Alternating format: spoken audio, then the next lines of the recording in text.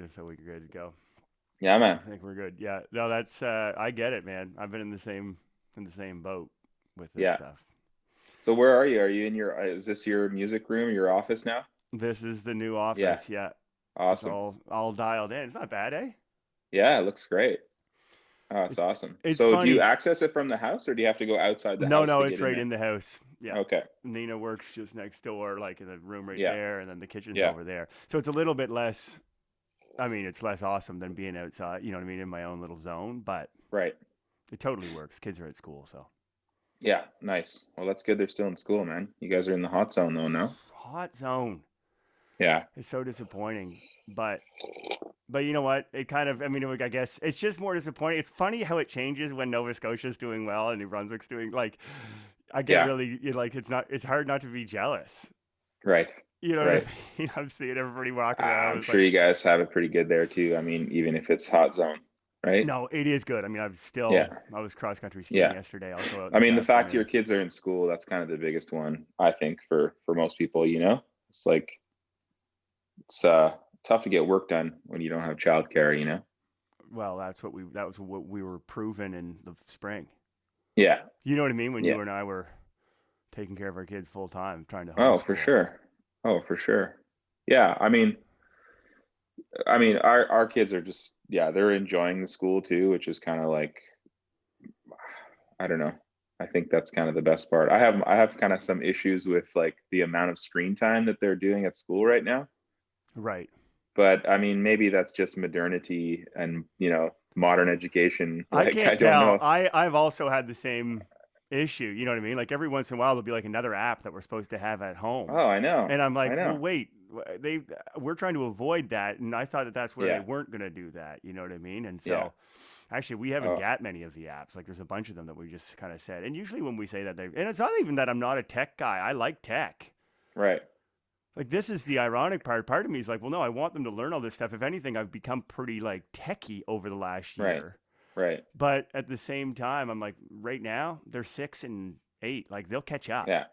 Oh, yeah. There's zero rush, man. Like, building that foundation to deal with boredom, which I think kind of leads to creativity, which leads to problem solving and all the other good stuff that you need. That, all that stuff happens now, and you need to be bored to do that, I think. And That's screens don't really give you the chance to be bored. that's a great point. It's such an Yeah. interesting. But boredom Yeah. can also run into so many. You can run into so many problems with boredom too. You know what I mean?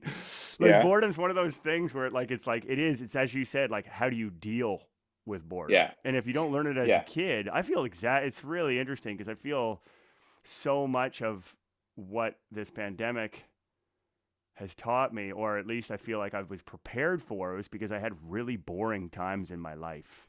Oh, for sure, for sure. I mean, I'm starting to realize more and more for me, like being creative is often more comes out of being bored than it does out of some, well of inspiration where I have some sort of transcendental experience that forces me to want to write songs or make an album or something. It's just like, okay, well, I had a break from it and then I did some other things and, I'm kind of bored now and it's just like writing songs is fun. Working on music is fun, and it goes through these cycles.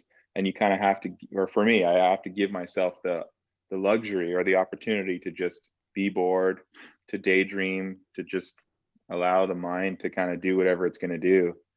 And if I'm constantly, watching The Crown or Bridgerton or something, it's like it's just not going to happen. Like Yeah, my right. I'm not allowing the space to be bored and for that to kind of get there, right? So it's anyway. I kind of Uh feel like I haven't been bored since I started writing music. Like I remember, I think yeah, I started writing music when I was in China. I lived in China. I studied Chinese for a year. I had no friends. I yeah, had moved to a city in China. I had zero friends. You know what I mean? So all of a sudden, I went from like being in university to being a social guy to having right. so much time every day. And I got a guitar and started writing songs. Then Yeah, all of a sudden, it kind of like took care of boredom for like a good portion of my. Even through this, like when I have downtime, it's like it occupies this space. But it's funny. It's funny that you say that because you do need to create the space. Otherwise, the world will interfere. It's just how it goes. oh, for sure, for sure. I mean, that's key, man. I mean, I've probably told you about it before, but I'm like dangerously comfortable with my own company, you know? I have to like make an effort to socialize in a way, you know, like it's not so much an issue now that I've been off the road because it's like I've adjusted to being at home and you know just having kids and stuff. You meet people through your kids, you meet people dropping them off at school and stuff. But in normal times, like I kind of get enough interaction with people, you know, when I'm touring and just like obviously performing is a whole other thing that just sort of fills your cup in that regard. Um, so when I come home, like I usually just kind of disappear, you know, You can just shut and her down. It's just part of who you are. Have you always been that guy?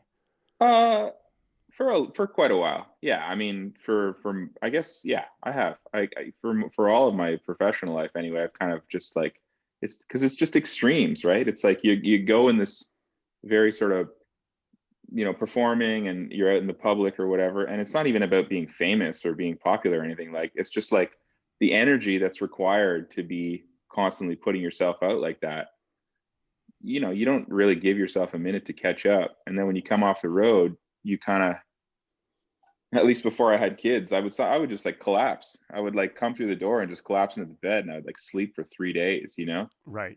you don't really get that chance anymore. You kind of have to like pick up, you know, hit the ground running when you come home now. But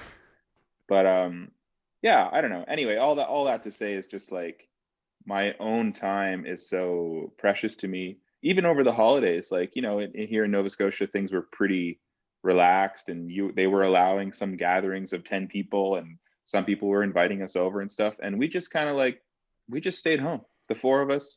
We actually had a true vacation, no social commitments. Um, you know, lots of time outside, lots of time cooking. And at the end of it, I just felt like truly relaxed. Like it was on probably the first vacation that I've actually ever been on, you know? Right. Um, and it's just weird how much it took to like get to that place. Like I think learning how to vacation is probably, you know, I think a lot of people are probably in that boat. well, it's almost like being forced to say no. Yeah. You know, I mean, Yeah. this has just said no for us for a certain. I've been talking about that quite a bit because I'm like, Yeah. I'm a social guy. I love being. And in fact, it's kind of Right. I'm dangerously social. I have the Right. opposite problem in that I don't. I Yeah. go. I like if I start hanging out with people I really like, I just won't stop, and then I don't have any restorative time, and I'm like a depleted human Right. because I Right. haven't done the restorative work. You know what I mean? Yeah. Like I'll be, you know, so I think that it's been interesting to have this thing just kind of like shut the door on that for everybody essentially. Just put like the lid on the boiler and go Oh, cool your jets because it doesn't you can try to boil all you want in this environment, it's not going to happen. oh man.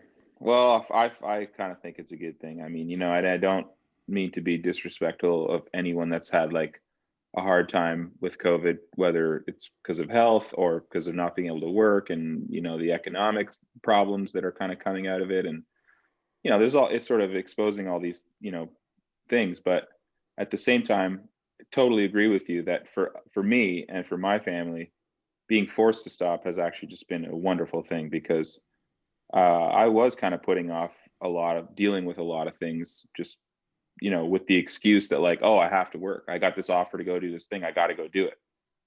Or that somehow working more or making more money or something is going to solve my problems, you know. But really, it's like, no, I should spend time with my wife. I should spend time with my kids. That's been a you know maybe it's sad to say, but it's like a revelation that I don't know that I would have done of my own volition, you know. So I'm grateful for that, and in many It's ways we just had a great year, you know. We went through growing pains, being together all the time. That's a new thing for us. right. Like you know, it's a new thing for the kids. It's a new thing for Naomi and I. Like I was a touring musician before we met, before we were married. That's just been our whole existence together, is me away half the time sort of thing, you know. And then that was our existence as a couple and as parents, and then to spend a year together. You know, it's been amazing, but it's also been challenging, right? We're like relearning how to be together, how to negotiate the logistics of the day, the emotional logistics, you know, space for ourselves, space for each other, and all that. You know, all that just basic stuff that comes with being in a partnership that I don't know if we took it for granted, but we certainly didn't pay enough attention to it when I was just away all the time, right? Because I for her, she was just like, there's the immediacy of dealing with the kids. We have young kids. She's just focused on what she's doing, and I'm focused on working. And yeah, we were together, but I feel much more committed and stronger as a partnership and as a team now, and as a family, and I think that from talking to my neighbors, it feels like everyone's kind of having a similar experience, um, just spending time together. I mean, who knew? Who knew that's all it Well, was? it's so weird because I felt like, and I think you're the same way. I mean, I'm a committed dad, like, but Yeah, I've always been. It's been very much the same thing. My Nina and I have been together since before I started touring. It was always, or like basically right when I started touring, it was an understanding I was going to say yes to right, stuff, And in right. fact, in my mind, that was being a responsible dad. That's what Sure. it looked like. Yeah, Was going out, working, building my business, doing it right, yeah. committing, playing hard, making sure my shows were good, putting tons of pressure on myself to do that because that Hmm. was the lane, right? Like that was our understanding. So it's interesting to have that lane kind of close off and go, okay, well, what does ambition and being a dad look like now? If it's not just saying yes to gigs and being out there and doing Yeah. good shows, what does it look like? Because I want to be ambitious. Yeah, for sure. It's in Well, my probably, blood, you know? if what comes out of it is that you're more flexible, more more able to roll with the punches, I think that's a good thing. I think that's just figuring out a way to take all the good things that are coming out of this and bring them back into the other parts of life when that sort of thing turns back on. I mean, that's crucial. I certainly aspire to do that, and I think everybody should. I don't know. I I wouldn't totally, I I wouldn't think tell anybody how to live their life, but I mean, why would we race back to the way it was? Everyone's talking about going back to normal, and I'm thinking like, you know, not for me. I don't want to go back to normal. I don't want to go back to playing 200 shows a year or whatever. Like that it's just not sustainable, basically. You're the other parts of my life, whether it's my marriage or my health or whatever, would suffer. I mean, just the fact that I've learned how to sleep in this pandemic is a game changer for me. Like for 20 years of basically all my working life, I've just always thought of myself as just someone who wasn't a good sleeper. And if ever that topic conversation came up, I would always say that, yeah, I don't sleep well. I, toss and turn, sleep, 3, 4 hours a night. Never really feel rested, never really feel like, ready to go. And through this pandemic, I've sort of realized, oh yeah, it's not some mystery. It's like you've been in different time zones on airplanes, staying in hotels, never sleeping in my own bed with any consistency, never building a routine that I can maintain day after day after day after day. And so I've certainly got that now in COVID, and it's like it's a game changer. I don't know. It's going to be hard. We're going to have to book shows at like 4 p.m. if it turns back on, because I don't know that I could stay up till 9 p.m. anymore, man. It's or I'm gonna have to get some napping going in the middle of the day. I'm getting up so early. My whole day has shifted. So it's like I'm getting up at like 5 in the morning and have this really productive time in the morning before anyone's awake. And then I'm kind of ready to go when the kids wake up, and there's that rush in the morning of a lot of energy and excitement to get the kids out the door. And then so all the time that I was spending at nighttime, where what I thought of it as my time, whether it was writing songs or even just whatever, watching a movie, just chilling out. I realized that like those aren't necessarily the most productive hours for me, especially if I've had a glass of wine or something like that. If I actually take those 2 hours that I normally would spend at nighttime and put them on the front end, it's much more productive, much more rewarding, and much more energizing. Um, right. so yeah, that's kind of just And been a that's a game. hard thing to bring in. It's a hard thing to bring into the touring life. Hard thing to be like Well, yeah, up at it's 5 a.m. I'm doing it. I Yeah. think, yeah, it's yeah, I'll have to just sort of think of it as these sort of like blocks of time and how to organize them throughout the day, how to sort of sequence them so that when the time, comes to perform, you're kind of ready to go and feeling that way.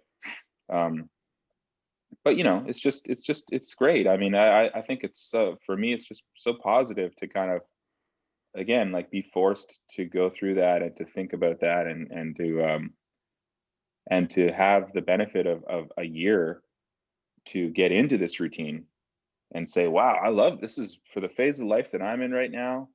This is perfect. Right. This is And do you think that you would have made these decisions had it not been forced upon you?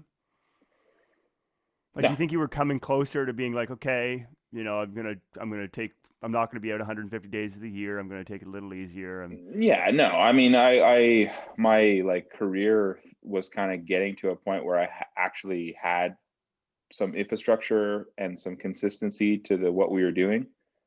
And you know, on one hand, it's nice because you can kind of like let your shoulders down a little bit. Um, but at the same time, it can make you complacent, right? It's like, it's sort of two sides of the same coin, or whatever analogy makes sense there, or metaphor makes sense. But yeah, I mean, I'm hungry, man. I'm worked harder this year than I've ever worked before. It's a totally different thing that I'm doing now with these videos, and and just thinking about making music remotely and all that kind of stuff. But normally all that energy would go into performing, to touring. Yeah. And the other side of it is, like, I love touring. I enjoy it. I love traveling, and I love playing, and just the camaraderie of the band, all the stuff that we all love about it. It's like, when it's going good, I think, man, how did I win the lottery? It's like, it's just, this is just the best.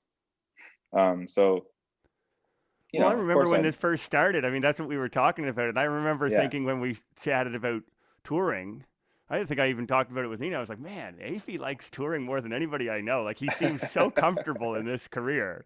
He seems hmm like without the kind of, you know what I mean, the hang-ups.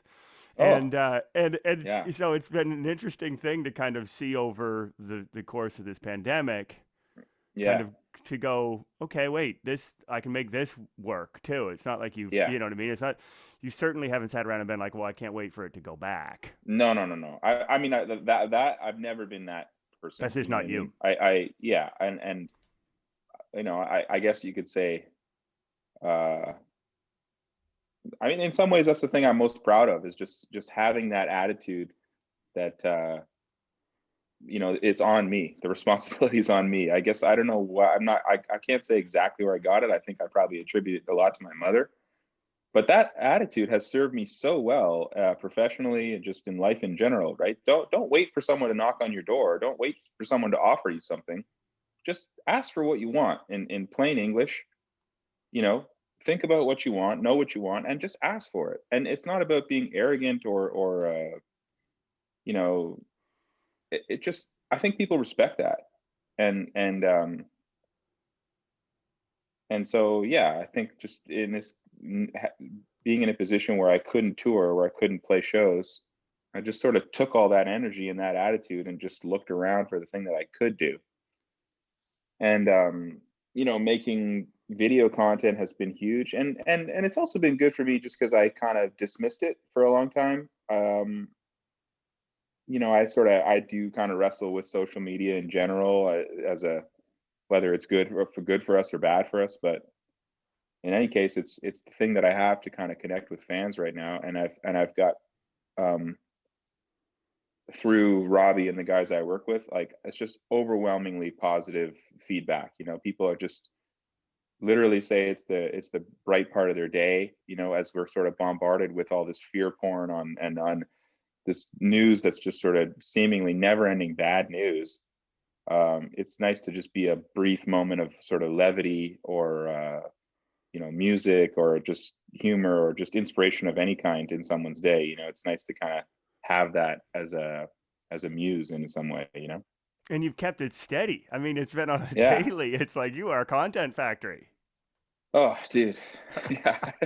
Well, after this, I mean, I kind of have a schedule, you know what I mean? Like, Yeah. that's the only way to do it. You have to be committed to it, and have the film crew here that is pretty stable. Um, and we just get together like 2 or 3 days a week and just make stuff. So the fun part for me is just coming up with the ideas and just figuring out the sort of logistics and maybe the rhythm of how to actually execute them. And there's a lot of trial and error, right? I'm just like, some Throwing stuff, stuff it's at the just like wall. like Yeah. music, right? You think it's, oh, this is a cool idea, and then you get into the studio and you try it and you hear it back, you're like, it's not, you know.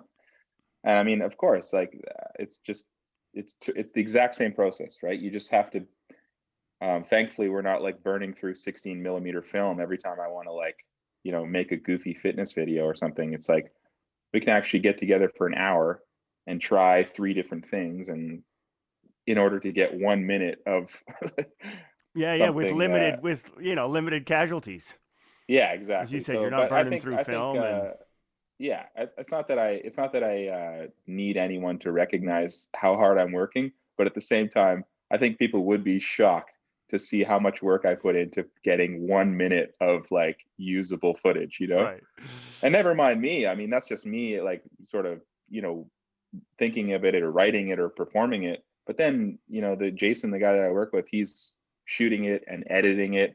And sometimes there's graphics and there's other things that go in there. You know, it's just hours and hours and hours. So it's, um, It shows though. I mean, it is paying yeah, off. I gotta, I like the fact that it's got this inspirational element. Like I like how yeah, it kind of started as a little bit of like it seemed ironic. You know what I yes, mean? Like it seemed like a yeah, joke, and then as you follow yeah. it, you're like, no, this is not a joke. Like what you're saying is actually like I think is important for people to hear. You know what I mean? I don't know if I think your description there is probably a description for my whole life. You know what I mean? Like, I think anybody who knows me kind of probably has gone through that process of just like, what is this guy all about? Um, but yeah, it's. I mean, I think we talked about it earlier, just on a phone call one time. But it's like, you know, I can spend effort trying to make a character or trying to make, you know, like trying to have some facade over what it is that I am or what I'm doing. Or I can just take the parts of me that I think are funny or entertaining or musical and just exaggerate them. And so in that case, it's like you're not really even acting. You know what I mean? You're just like pumping accentuating. up. You're Yeah. accentuating. You're exaggerating the parts that are positive and, that are entertaining. You know. And yeah, again, like, you just have to kind of fall flat on your face like a bunch of times to figure out what those things are. You know. So, thankfully, I don't have to fall, too much, like, publicly. There isn't just like 20 years of YouTube footage of me failing. It's like I kind of have a bit of a run up to kind of get something going and feel confident that I can put something out that's worth getting into. You know? But it's still high risk, right? I mean, I mean, I say it's high risk. It looks high risk, but of course, it's Yeah, not high risk. That's the ironic part about social. There is something that's not. I don't mean to say disposable, but it's quick, yeah, yeah, right? It yeah, isn't even if it does exist online for a long time. There is something about it that it's not like. Yeah, I just feel like for so long I had this hang up of like it had to be perfect. If it was going to right, go out into the world, it had to be perfect, and right. therefore I wouldn't. Like a lot of people, they won't finish things. They won't finish things. They won't do it because they won't. Well, because it's just not quite there yet, or whatever. There's something about this. We've had a couple really.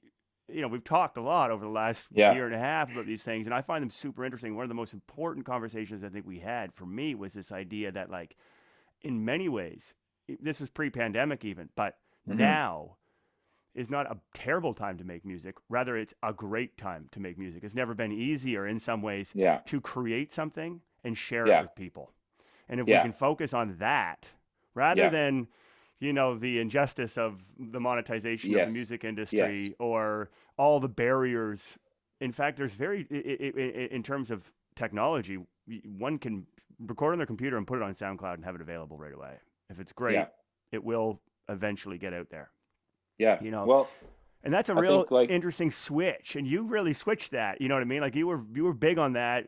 A couple of years ago, even when we first started talking, and I kind of went, "Yeah, man." mhm, Like for me, for instance, this show, like I wanted to do a talk show. I wanted to do long, yeah. but I was waiting for someone else to give me permission to do it. And then I was like, "Wait a Mhm. minute, why would I wait? Let's do it." That's the right approach, I think. You know what I mean? I think, Yeah, absolutely. Just your own momentum, your own sort of propulsion, is always going to be the driving factor. It doesn't matter how much, how much money you have, or how much infrastructure you have, or how many managers and lawyers and things that you have. Like, it all has to come from here. As cheesy as that sounds, I think, and imagine, you can probably assume that the pressure only gets bigger as you get more popular, right? I assume that Beyonce works 10 times harder than I do, right? Because think of the pressure that's on her to keep that machine rolling, right? Mm-hmm. It's not some, assistant or manager. They can help, and they can be wonderful partners, and help facilitate, but ultimately all that fire is going to have to come from her. And so, I think I definitely subscribe to that. But I mean, to what you were saying earlier, I think, like any subject that's worth thinking about, you have to be able to hold two thoughts at the same time, right? You have to be able to say, yeah, we're going through a period of where technology is absolutely hollowing out every industry. It's hollowing out the music business, and it's hollowing out publishing, and the taxi business, and the hotel business, and even public discourse is getting hollowed out by like the internet. And there's the monetization issue, and there's all these issues. And at the same time, there's a whole other side of it, which is, whereas before you would have needed a record deal simply because going into a studio was so expensive. You needed funding to go do that. And then you needed funding for marketing, and you needed funding for, radio campaigns and music videos and all this stuff that just was really capital intensive to do. you know that's been completely wiped out. There's nothing like this Zoom call that's happening is the same machine that I record my albums on. Yeah. Yeah. Right. I mean, it's silly in some ways. It's like everyone sort of has the capability now to produce things that are really high quality, high fidelity, and further to that, to market themselves, to put themselves out into the world. And it's completely flipped around now, where the labels now are, they're looking to the people who are already doing that, who are already building their own momentum, and who have whatever X amount of followers. And then of course they want to come in and offer you a pittance in exchange for the lion's share of your craft. But yeah, I think there's a positive part to that. Obviously it's like, now there's no gate, there's fewer and fewer gatekeepers, and that's a positive thing. And so when I think about that, and it comes to something like Instagram or YouTube, it's just like I've just started to look at them as vehicles for making more art, you know and that what a wonderful thing that is. So again, you put aside the parts of it that are maybe sort of rub you the wrong way, and that aren't necessarily figured out yet, and hopefully we can work on those parts of it. But for better or for worse, this is how it is. It's just here now.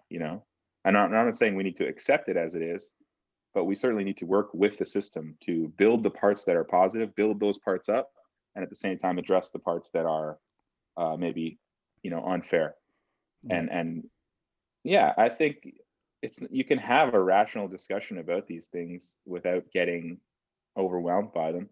And again, if you focus more on the parts that are positive and that work for you, that's just gonna, at the end of the day, you're gonna go to bed more satisfied, I think. Well, I think you can direct a lot of that energy towards something. I mean, so much of what Hmm. I've been is this idea of like just moving forward. It's so important not to just to be shut down Hmm. if you can. Hmm. Not to be shut down by, That's everything. you know, just don't stop. You know what I mean? Yeah. Don't Yeah. stop.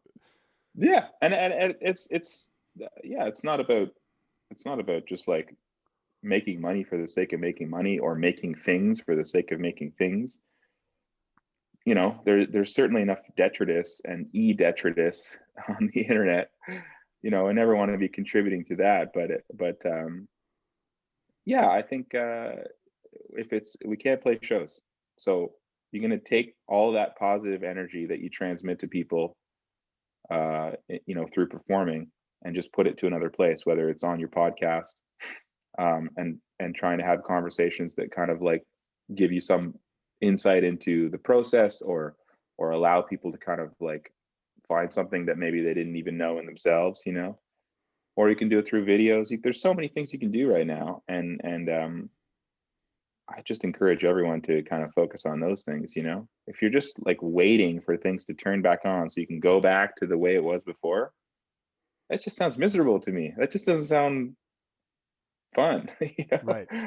So What do you think if it's you going want to to look have, like when you come back for you?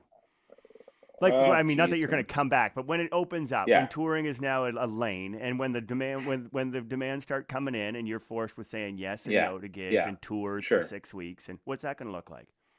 Yeah, well, I mean, on one hand, I kind of wonder if there's going to be this really elastic band effect where people are going to go extreme in the other direction, you know, whether it's wanting to book like, you know, tours in Fiji, they're going to want to get on airplanes and go all over the world and start licking doorknobs and just you know, just really like giving a middle finger to COVID, you know. Part of me kind of wonders if that's going to happen, and if it does, you know, I would imagine that the music business is going to be not immune to that. It'll just there'll be more festivals and more, you know, it'll I suspect there'll be a flood. We kind of are thinking that, yeah, we're going to lose so much. We're going to lose some venues, and we're going to lose, you know, artists that won't be able to sort of afford to fire up again, or to go out again. But at the same time, like, I think it's just gonna, you know, watch out. The corporate sponsors are going to be in there quick. You know, TD is going to be throwing their money around at jazz fests all over the place. Right, everything's going to start And pumping again. yeah, I think And do you you think know, you'll be it's, out there? Like, do you think you too will start like having you face, oh, especially for after all these things you're talking absolutely, about, trying to keep those yeah. good things but work? Like, what's it going to look like? Well, for sure I will. I mean, I like I said earlier, I love it. I enjoy it. You know, I miss it. And um yeah, so I definitely will be, you know. I just don't know that it'll be at the level that I was doing it at before, you know. I might actually just sort of try and do it at a pace that's a little bit more reasonable. It's just, I mean, for me, it's one of those things where it's like there's the economic side of it, where it's like when you get everybody together and you get a tour going, it just makes sense to stay out for 3 weeks or 4 weeks or 5 weeks because everyone's already there. Why, you know, you're gonna fly everyone home and then send the bus back to LA and then have the bus come back and pick up, you know what I mean? It's just like, it just doesn't, it makes sense to do as much as you can while you're out.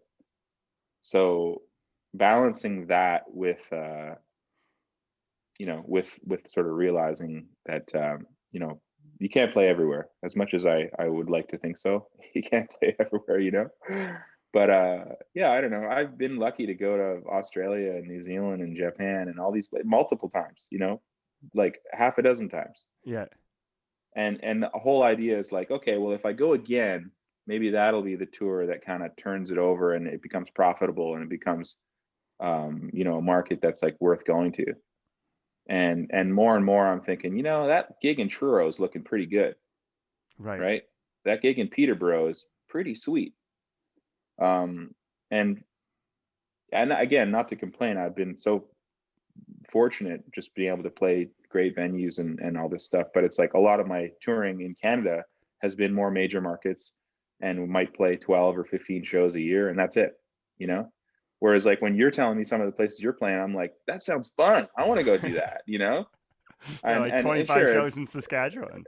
well, I don't know if it's, you know, it's It's sure, it's fun. like No, I there's like hear a you. grass is greener effect, but it's like I love performing, you know, and the idea that I could play in Canada and then potentially just like sleep in my bed the same night, or you know, be home with relative ease or something.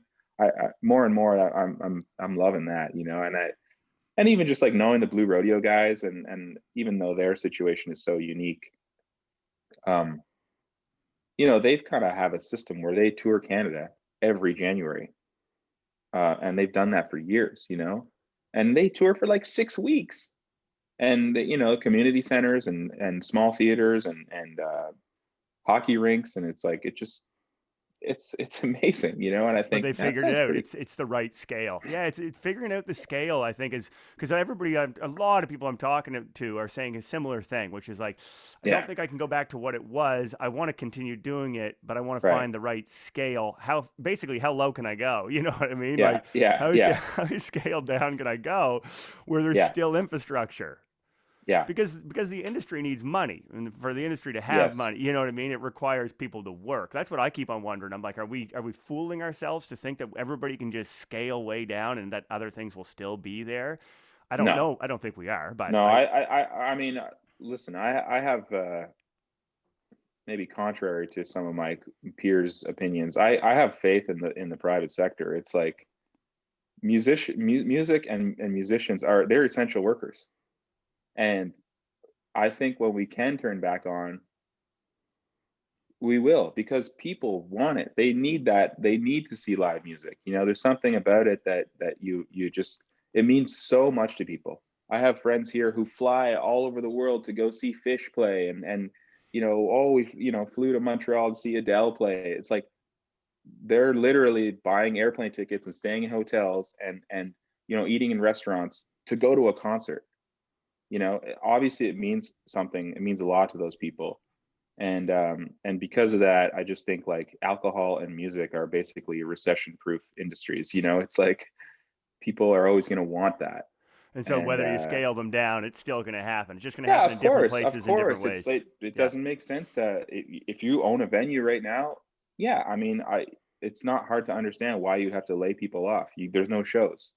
It's not. I don't mean to be insensitive to those people, but it's just we're going through that cycle right now, right? When we can turn on the cycle, there'll be that big upswing and of building it back up again. And again, sort of remaining optimistic and trying to keep your creativity intact and moving forward, and trying to scale your life and your lifestyle so that you can sustain it through this period is it's really important, you know. And I think the people that will come out ahead are the ones that are thinking that now, so that they can hit the ground running, kind of thing, you know. That's what I mean. Like just as opposed to waiting for it to turn back on, might be waiting another year, you know. Yeah, yeah. Well, it also Probably requires, so. and shaping what it's going to look like when you come back, as you've been Hmm. saying, is up to you. No one's Yeah. going to do it. That's what, if anything, I've learned in this business over the last number of years is that no one's going to say no for you, Yeah. right? No Yeah. one's going to say, no one's going to make that record for you. No one's going to say no.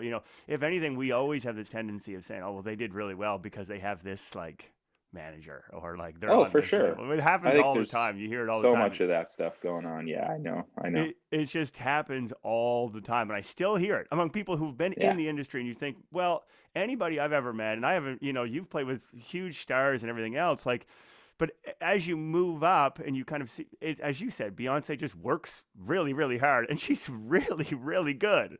Like, Yeah. it's actually a lot harder. Yeah. The easy out is to go, well, she's on a label Yeah. or whatever. Yeah. She's got great management. That's easy. It's clean, looks Yeah. simple. But actually, the hard one is that no, she's extraordinarily talented, extraordinarily focused, Yeah. has great people around her, but like, Yeah. but again, makes those decisions on her own Oh, or, dude, man. you know, I mean, it's you don't have to look very far for inspiration. I mean, look at, Taylor Swift put out two records last year and a concert film. You know, it's like so that to me, I look at that even beyond the music, beyond the the actual content of what is going on. I'm just saying, wow, that's just from an output perspective, like awesome. Or Paul McCartney. Paul McCartney said that that's what he did in quarantine, right? Make an album. I was just about to Um, say the same thing. Like, here's a guy who doesn't need to make another album. no, He's but he he's has to. He does need to. That's the irony. He It's like does. But no that's one's telling why, him it's not about money. It's like, here's a guy who's still in it. yeah. And Oh still, yeah. like, And when things shut down, what's he gonna do? He's gonna turn on his tape yeah. player and kick ass. Like, Yeah. let's be honest. It's good. Like Oh, dude, it's the awesome. I mean, drumming on that record, the the bass playing, like everything about it is it's it's great. hip. It It's sounds awesome. It's just yeah, it's just I don't know that I would expect anything less, it's so fun. But That one thing I have noticed throughout many years, I'm always the youngest guy in the room. I like to work with a lot of older musicians when I make the albums, you know. And in the COVID thing, I've produced this video series, and now we have a bunch of episodes, and a lot of them with sort of like these musicians that have a really good pedigree, and they've played on so many different albums, and played with Elvis and Jackson Brown and whoever else, like all just great artists, you know. But the one thing they all have in common, whether they're in LA or Nashville or wherever, they all just love to play. And it's so inspiring and refreshing when you just meet someone who's 75 or 80 years old, and they're like, man, this is a good song. They're just so in it, and they just want to play. And you think like, man, that is all I want. That is all I want. I want to be the guy who's getting the phone call from some guy that's half my age to come play on a session, and it actually be good music and be excited and contribute something, a little piece to that recording or something. Like, as if that sounds incredible. That's all I want to do, as I kind of get older, is continue to stay engaged and have that sort of childlike wonder about the process, about wondering, where did this song come from? And then when you actually get in the studio, I mean, that feeling when you're there and you start to hear the recording and you realize, man, this is it. This is the definitive, this is the track, It's like, it's a high that lasts about 10 seconds, and there's nothing like it. And you're Right. just chasing it, chasing it, chasing it, chasing it. So yeah, I don't know. I just, yeah, I think that's so inspiring. I think I'm lucky to sort of work with people that, kind of have that quality about them. Well, and you've been producing these videos, basically live Yeah. recordings, right? You can Yeah. hear they're with different musicians in different parts of the world. So they're a band in a studio, and then you're Yeah. on the East Coast Yeah. in your own room, and you can hear them, but they can't hear you. Is that how it works? Um, that's how it works. Yeah. So, I mean, the impetus was just kind of like, when we were trying to figure out how to do some live performances, I don't know, I watched some Neil Young performances, and I watched some performances by artists that I really love, and I just was bored after like 45 seconds. Like, something about the technology, it just wasn't translating, and I felt bad, and I was like, how is this possible? Like, it's my favorite artist, and I'm like clicking open an Amazon window after like a minute. Um, so it just took a minute to think about how to actually make something that maybe could withstand multiple viewings, that wasn't just ephemeral, that you'd scroll by and disposable or whatever. So once we kind of figured out how to do that and started reaching out to people, literally everybody said yes. Every single person was like, everybody wants to play, right? Musicians just Well, want to play. I love this So part of it, right? As you yeah. said, these guys are legends.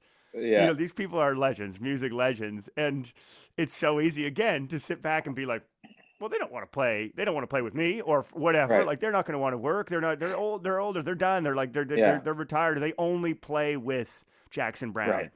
Right. you know, Well, and so yeah, you I don't make think that call, but you make the call, and they say yeah, yes. for sure. Well, that part I kind of learned. I again, maybe sort of connecting back to what I was saying earlier about asking for what you want. Um, I did learn that years when, on my first record, on the Pink Strat record, I had met people through playing with Jay Collette or playing with Feist. I had kind of like met people in the Canadian business and in America, all over the place. I just literally called them, not texting. I said, call them and said, hey, it's Afie, whether it was Sarah Harmer or whoever. Sam Roberts. I just called and said, hey man, like, I have this thing called Bahamas. I have this album that's going to come out, and can I send you the album? And if there was ever a chance for me to open for you, I'd love to do that. And I don't know, like, a lot of those people were, took me on tour basically. Right. It wasn't like my booking agent, with all due respect to Ziffarelli, who's done so much for me. But a lot of those early gigs was just like me just asking for it. Right. And some people said, no, we already have support, or we're going to take our friends from Montreal or whatever. We're going to do this, we're going to do that, or I don't think it would fit. But again, nobody was like offended that I would ask, and So I took the same approach, you know, when I was asking Pino Palladino or James Gadson or any of these other musicians, you know, you just ask. Yeah, they can say no. Yeah, they could say Right. no. And just be ready to say no. Just be ready. When they say no, don't ask for some explanation.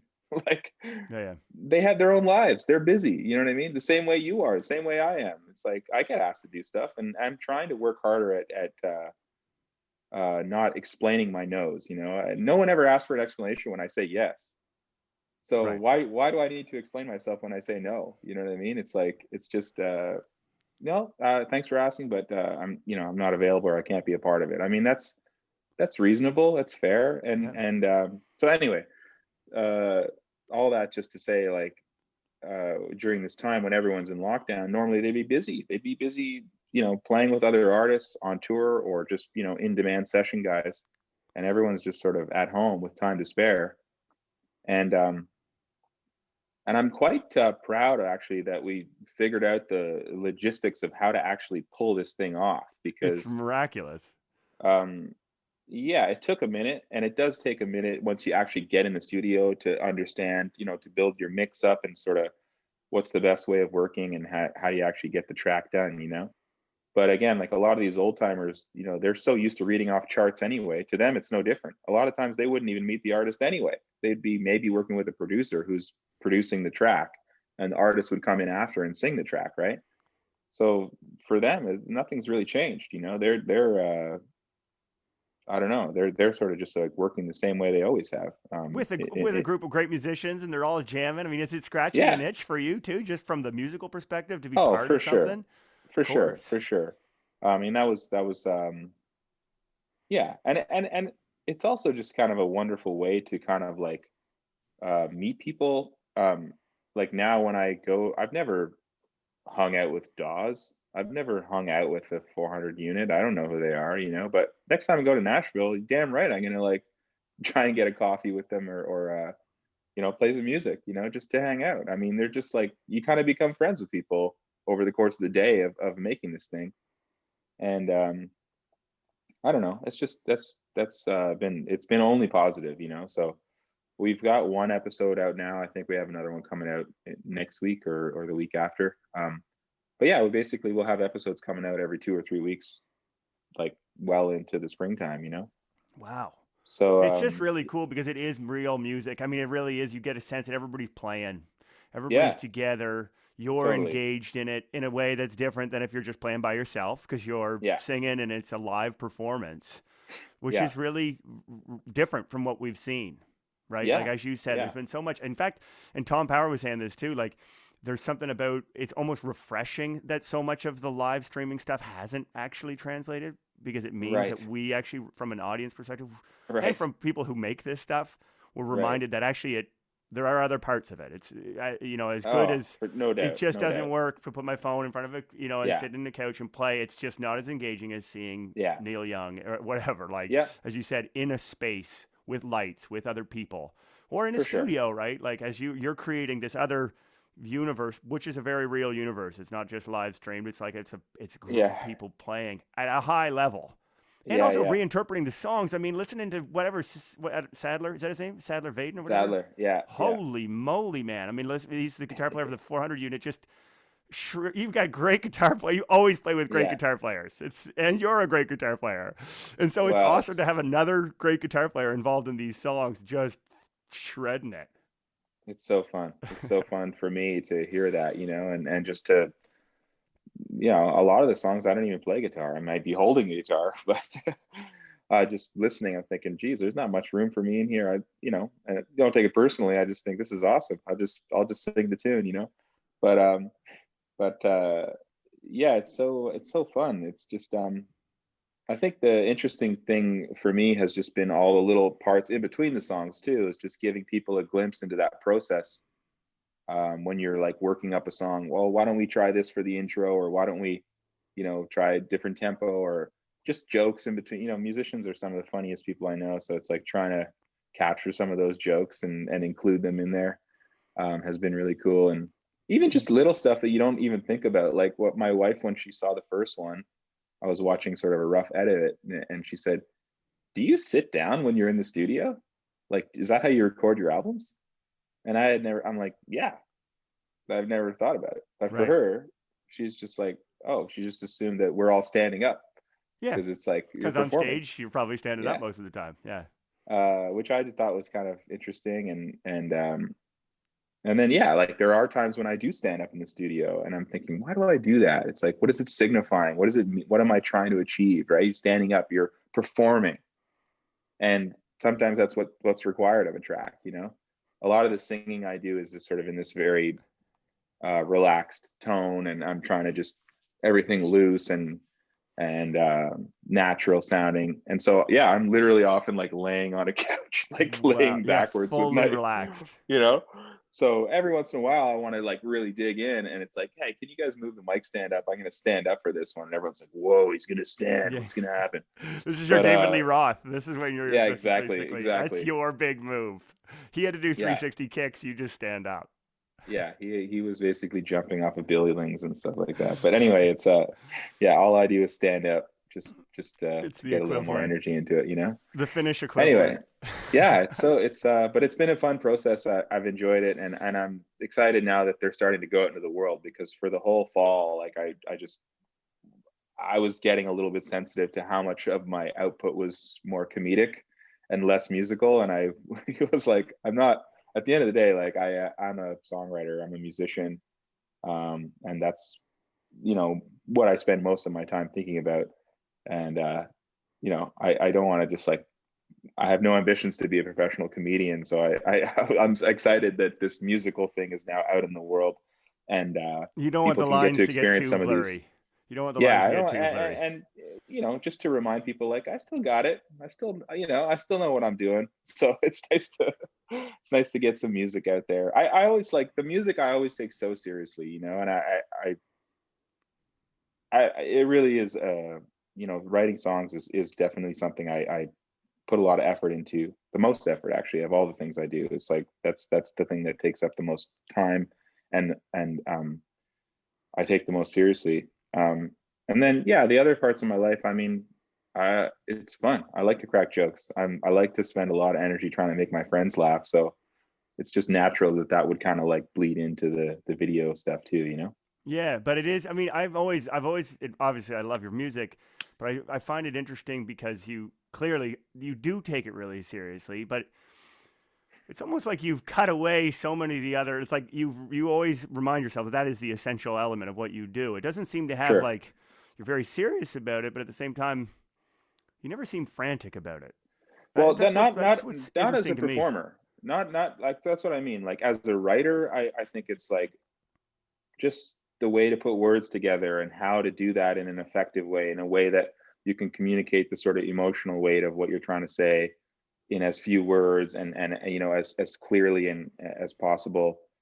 That part I take very seriously. But then, yeah, as a performer, like I've realized that so much of my life as a performer is about sort of like removing the artifice of the industry or of the show business. You know, it's like I always really liked seeing videos of like Fugazi when they were like just, they literally turned all the lights on in the gymnasium. There's no like lights on the stage and darkness on the audience. It's just like they just turn all the lights on. And you know, it's sort of this effort to democratize the whole space, and and I don't quite do that exactly, but I just even just in the way I sort of talk about the music business or whatever, it's like it's not, I don't think it needs to be some giant mystery, right? It's just if you want to do it, then just do it. Just get to it and do it. You know, it's there's no big secret. It's like your path is your path, mine is mine, Beyonce's is hers. Everyone's is unique. Everyone, there's no ladder that to climb. So just try and say yes more than you say no, and do the things that are presented to you. You know. Well, I think also when you do that, you're not creating a false bunch of things that you need to keep up.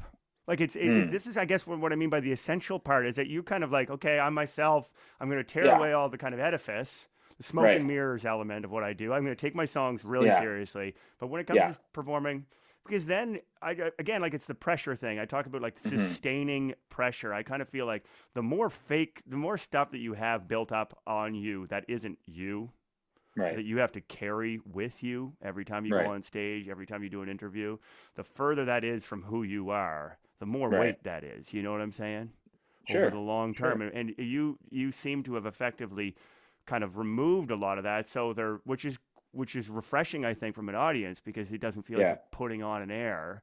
But Yeah. also, from your perspective, it allows you to do it freely without the same kind of baggage, For if sure. that makes For sense. sure. Well, yeah, I think I mean, I really can only speak for myself and my sort of approach or thoughts on it, but yeah, you just have to, you know, you literally can't be everything to everyone. I have a song called "Everything to Everyone" about this very idea. You know, you can't. So don't try. You might be able to do it for, you know, you might be able to do it for 10 minutes. You might be able to do it for 5 years, but it's just not sustainable. So you know, I don't know, it's a cliche, man, but like your family, your friends, like that stuff is really important, you know, and putting effort into that is much more important than worrying about what everyone else thinks. Um, I'm sort of lucky, like this whole social media game, like I'm so removed from it, you know. I don't, I literally don't post anything. I don't interact with anybody on there. I don't look at it. It's just not good for me. I don't I don't like it. And so I'm in this luxurious position where I get to kind of just have the fun of making the stuff and literally deliver it. And then it just, Right. they decide they can, you know, figure out what's the best place for it to go and how to sort of put it out into the world. And, you know, of course, I've looked at it just to sort of familiarize myself with what it is and get a better understanding of how to use it or how I would like to use it. But the whole idea of tracking my metrics, like how, you know, how many people like it or comment on it or streams or all that stuff, like I'm sort of allergic to that stuff. And I don't know, I sort of yeah, it's not like it's not like trying to be humble or whatever like that. I mean, I'm proud of the things I've accomplished, but it's more just like for me to keep working, I just can't think of any of that Yeah. stuff. Yeah. Yeah. I just want to focus on, like, Focus today on the output. I'm yeah, Focus on the today output, I'm not making the a input. exactly, I think that's exactly, the thing, is that always, we sometimes switch them, right? Social media becomes about totally, input rather than output. Output's important when it comes, especially in our business. You know what I mean? If you're trying to just connect with your community, build your community of people who yeah, are interested in what you create, if you can yeah, focus on that and think about that output, where it becomes kind of unhealthy, I think, for a lot of people is when they focus on the input, how it makes them yeah, feel. And I'm as yeah, guilty as anybody. I mean, I doom scroll. I do the whole. I'm 100% in on things that are just terribly unhealthy for my psyche. right, You know what I right, mean? I'm going into threads and the whole business, yes, and I wow, can feel it. You know yeah, what I mean? Even though I'm for in the sure. back of my mind, I'm like, it's about just I gotta just put my thing out and then shut her down. You know. But next Well, thing we you know, have there's literally, you know, smarter people than us that have worked on this and studied the mind and how we've evolved as a species, and they know now, and this the tech companies know it too. But I mean, they know if there's 100 comments that say, David Miles, you're amazing, wow, what a song, you're incredible, and there's one comment that says, I didn't like that, you know, or that was cheesy or whatever, you're going to focus on that one comment. yeah, yeah, oh yeah, That's what yeah, happens, yeah. right? And you can change Because course. That's the other thing. If you take it too seriously, you can change your creative course because of those things, right? yeah, Because yeah, of that one, and if you're not careful, you can change that course, which is exactly what we're talking about. Maintaining your course is basically everything. And all of a sudden, some yeah, flippant comment from some angry person who doesn't actually yeah, have anything engaged with what you're saying, you're a yeah, nerd, this song sucks. Then all of a sudden, you're yeah. like, oh, maybe I shouldn't be playing like that tempo of song, or maybe I shouldn't sing up there. Maybe it's that, or maybe I should, and it's like, what? and fair enough, but and you know, it's not a, I'm not saying have no criticism, but take the criticism from the people that you that love you no matter what, that you know what I mean, like Oh, yeah. that, those are the people that you need to take criticism from, that even if you don't take their advice, they're still going to love you. Yeah. Yeah. Yeah. They'll still uh be there. that's a more constructive criticism, I think, you know what I mean, like if you're just trying to please, like, you know, Joe Plumber 167, uh that's a losing battle, I think, you know. Right. So anyway, I again, like that's just works for me. But I know a lot of other people who don't feel that way and actually really enjoy that, engaging with people over that medium. Have really substantial, meaningful back and forth, and in some cases become friends, become collaborators, become part, like meet, have real relationships. Yep. Yep. So again, like I only say that is just to realize that it took me a while to figure out that that's what works for me. And then sometimes I feel like a Luddite or whatever, like, man, I should be trying to get, you know, trying to understand this more, or put more effort into, responding to messages and things like that.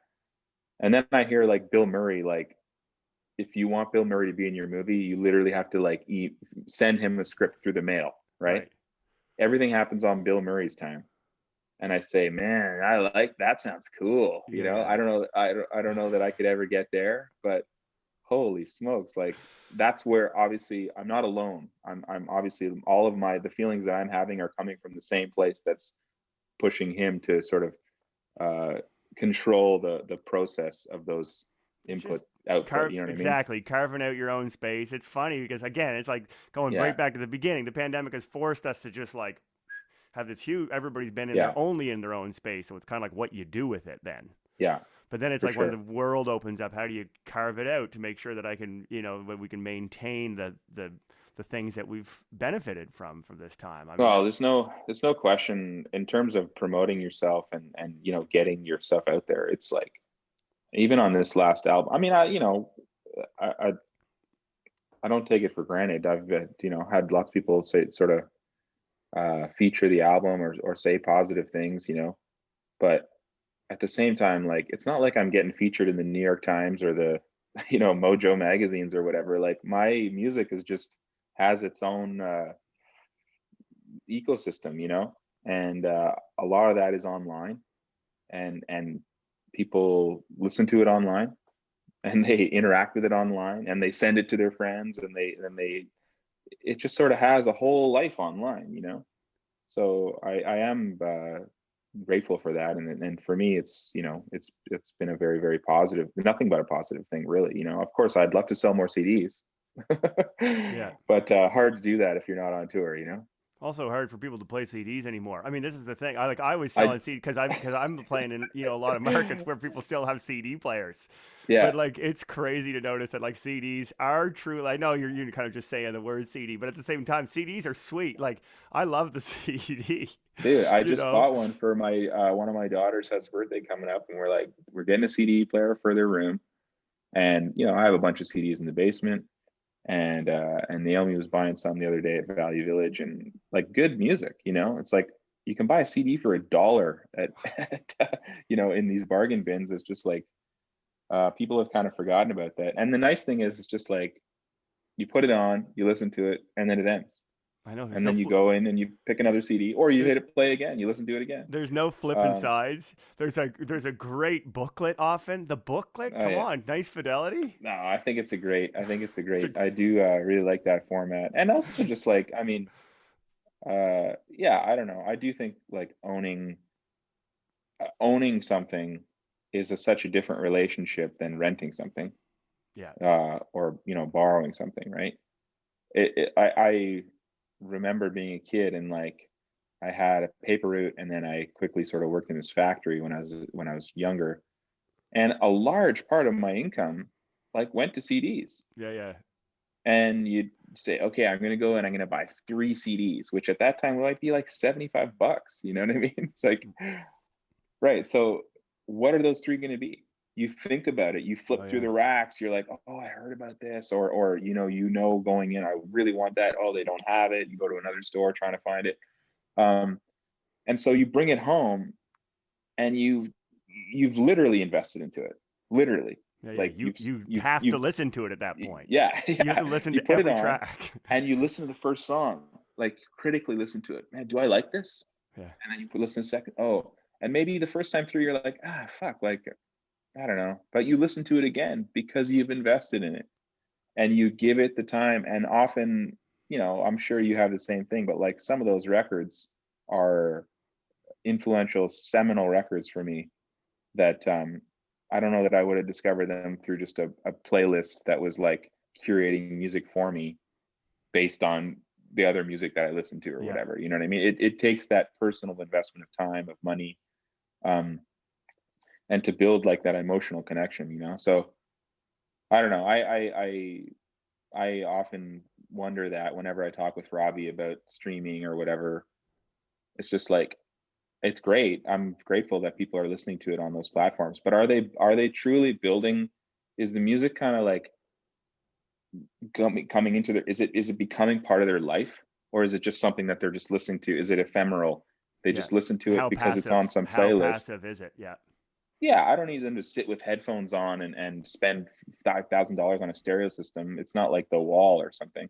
But I just mean, you have those albums that just mean so much to you. And I just wonder how much of the way we're listening to things now, how much opportunity is there to sort of build those long lasting relationships with with art and with music, because to my mind that's really really important, Well, I kind and of think to whether it's the social media actually plays into that a little bit. It takes that passive relationship into something that's a little, strangely enough, a little mhm, bit more real for people. It actually right, takes them one step.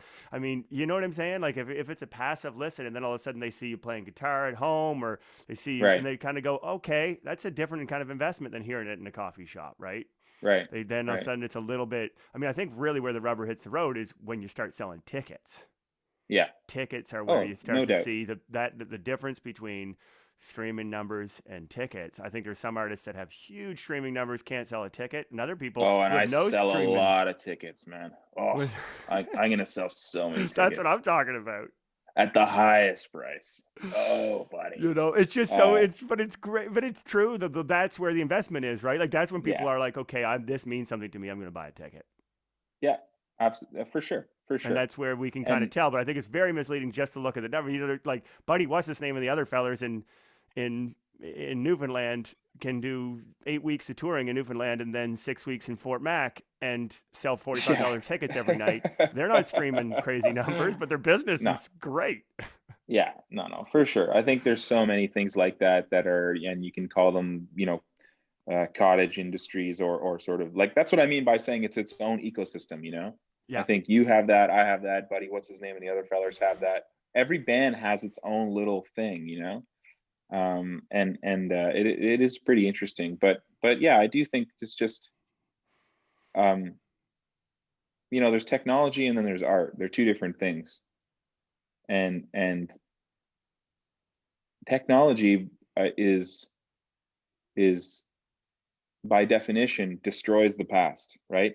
It when the color TV comes out, it makes the black and white TV obsolete, and it doesn't have a whole lot of respect for the past, Whereas art is a different thing, because when the Beatles come out, they don't destroy Mozart. Mozart is just as relevant, and so it actually takes it brings the past into the future, and I think the more we give our lives over to technology, the more we're going to be yearning and craving to connect with art, to connect with the eternal, to connect with nature, to connect with language and music, and those things that have a connection to eternity. And I hate to get all heavy on you, but that's, I don't know. I think there's something there that we're at kind of a crossroads, and I know everyone kind of feels like their moment in time is you know the most important moment, and the world is changing, and Yeah. Yeah. COVID, and we've never gone through anything like this before. But you know, we're just in the moment we're in, and I think the moment we're in is this. We're the technology. We're all awed by it, and it's like, wow, it's incredible. My car can drive itself, and my phone can order food for me, and it does everything, right? But we also, at the end of the day, we know that so much of that isn't actually healthy. It's not sustaining us. It's entertaining us, and it's giving us these luxuries. But man, does it ever feel good to just chop firewood? Does it ever feel good to, make coffee on an open fire? Why is the coffee that you make on an open fire always taste better Uh-huh. than, you know what I mean? I think there's a reason for that. I think it's because you're connecting with each part of the process. You're building the fire, you're going to get the water, you put it on the fire, you wait for it to boil, you put it's just we're so much of our life is so far removed from that, uh, because of the technology. And I think we are going to bounce back, um, and want to connect with those things that are eternal. And music is certainly one of them. Mm-hmm. I think that makes Yeah, total sense. I think it makes yeah. it's interesting to think about it like that. And it's totally it's one of those things. It's an interesting thing because my dad loved art. My dad loved Hmm. art. He loved paintings. And at the time, I thought, this is crazy. Why do you like? What is it? And then he Right. died, and everything else is gone. Like so much of the material items that he had, or Hmm. whatever he created, and all those things. But the art looks exactly the same as it did the day he bought it. Right. Right, like Right. it hasn't. It will then. I will probably give it to my kids. It was painted by someone here in New Brunswick. You know what I mean? But Yeah. it has this connection, as you said, and music has the same connection. It Oh, for relates to sure. the past. It For sure. fuels us. It sustains us. All of these conversations for me are about what people do to I mean, sustain I just themselves. I just like, to bring it back to Paul McCartney, think about the Beatles, man. The fact that like 12-year-olds are listening to the Beatles, and they're not listening to it for novelty. They're listening to it because it's good music and they're like, "Ah, I like this song." The same way that they like Lady Gaga's song or they like some Yeah, contemporary song.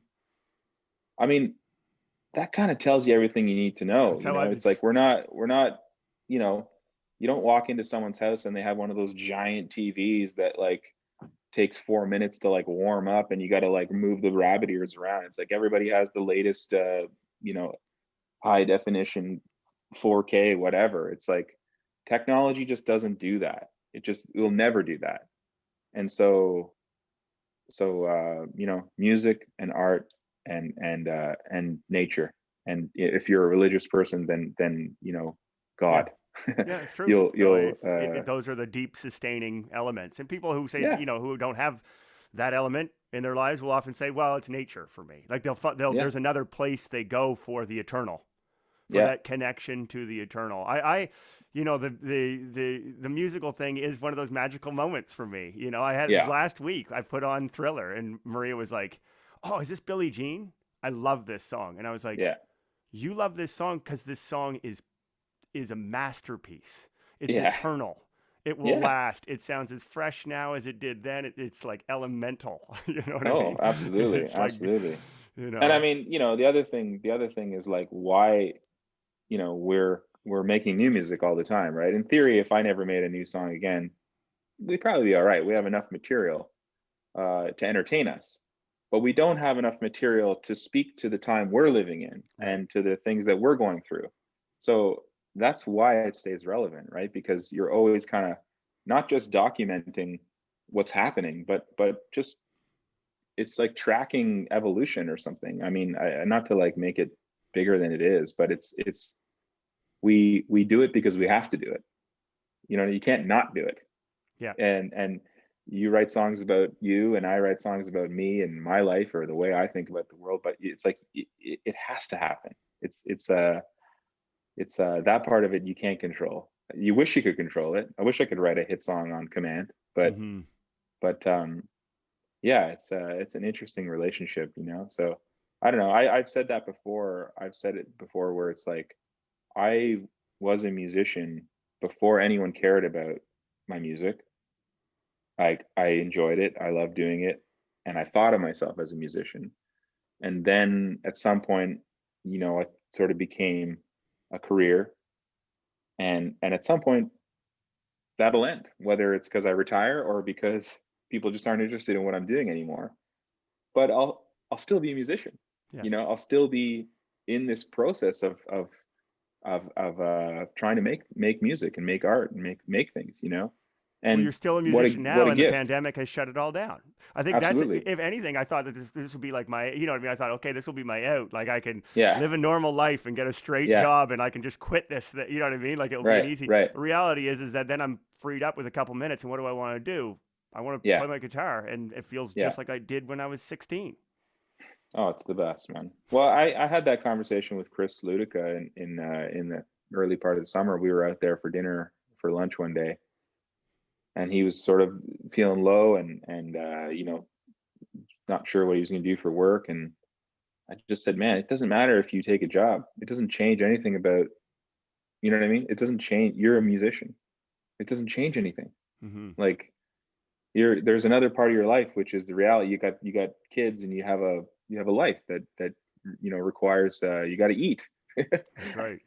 And you're a smart guy. You're going to go do what you need to do. And I think the same day he got offered a job on this fishing boat, and I was just like, take the job.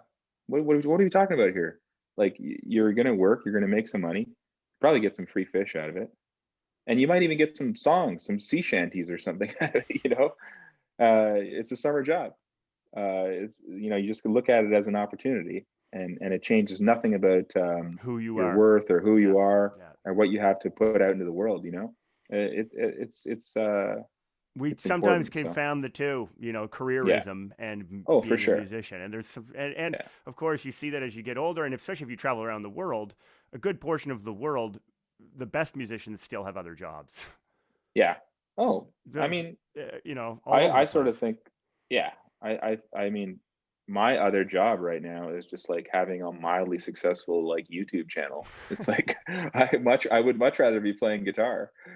Believe me, I'd much rather be playing music and playing shows. But for the time being, that's what I'm doing, and I'm trying to do it at the highest level I can. So that's what I'll do.